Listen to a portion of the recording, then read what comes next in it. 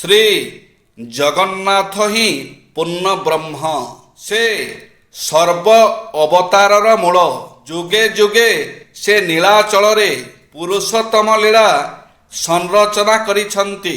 ତାଙ୍କ ଲୀଳାର ଅନ୍ତ ନାହିଁ। ଓଡ଼ିଆ ବୈଷ୍ଣବ ସାହିତ୍ୟରେ ଶ୍ରୀ ଜଗନ୍ନାଥଙ୍କୁ ଅବତାରୀ ଭାବରେ ବର୍ଣ୍ଣନା କରାଯାଇଛି। ସେହୁଁ ଗୋଲକ ନିତ୍ୟସ୍ଥଳ, ସେହିଟି ଗିରି ନୀଳାଚଳ। କୋଟିଏ ଯୁଗ ଯେବେ ଯାଇ ଏଥିରେ ଲୀଳା ନ ସରଇ। ଶ୍ରୀ ଜଗନ୍ନାଥ 16 କଳା, ଏଣୁ କଳାଏ ନନ୍ଦ ବଳା। କଳାକେ 16 କଳା ହୋଇ ଘେନି ଜନ୍ମିଲେ ଗୋପେ ଯାଇ। କେବଳ ସେତିକି ନୁହେଁ, ଓଡ଼ିଶାରେ ରଚିତ ମୁରାରୀ ମିଶ୍ରଙ୍କ ଅନର୍ଘ ରାଘବ, କୃଷ୍ଣ ମିଶ୍ରଙ୍କ ପ୍ରବୋଧ ଚନ୍ଦ୍ରୋଦୟ, ବାମଦେବ ସଂହିତା, କପିଳ ସଂହିତା ଓ ନୀଳାଦ୍ରି ମହୋଦୟ ପ୍ରଭୃତି ସଂସ୍କୃତ ସାହିତ୍ୟରେ ପୁରୁଷୋତ୍ତମ ଜଗନ୍ନାଥଙ୍କ ମହିମା ଉଦ୍ଘୋଷିତ।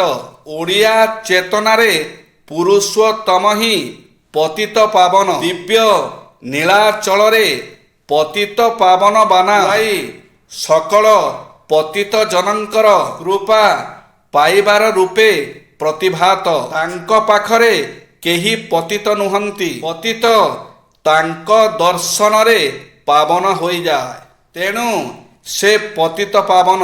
ଜାତି ବର୍ଣ୍ଣ ସମ୍ପ୍ରଦାୟ ନିର୍ବିଶେଷରେ ଅଗଣିତ ପତିତ ଜନଙ୍କୁ ଉଦ୍ଧାର କରିବା ନିମିତ୍ତ ସେ ନୀଳାଚଳରେ ପୁରୁଷୋତ୍ତମ ଲୀଳା କରୁଛନ୍ତି।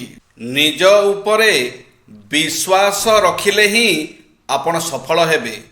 ସଫଳତାର ଅର୍ଥ ବିଜୟ। ବିଜୟ ହାସଲ କରିବା ହେଉଛି ଜୀବନର ଲକ୍ଷ୍ୟ। ପ୍ରତ୍ୟେକ ବ୍ୟକ୍ତି ସଫଳତା ଚାହାନ୍ତି।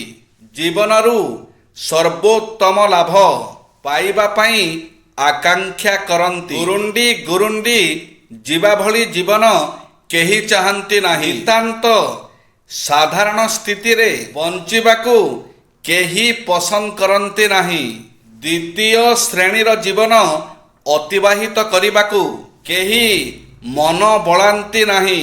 ଏଭଳି ଧରଣର ସମସ୍ତେ ବଞ୍ଚିବା ଶୈଳୀଠାରୁ ନିସ୍ତାର ଚାହାନ୍ତି।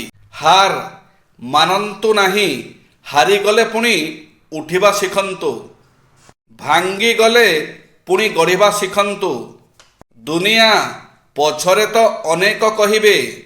ସମୟ ଆପଣଙ୍କର ପରୀକ୍ଷା ନେଉଛି। ଧୈର୍ଯ୍ୟ ନ ହରାଇ ଲଢ଼ିବା ଶିଖନ୍ତୁ।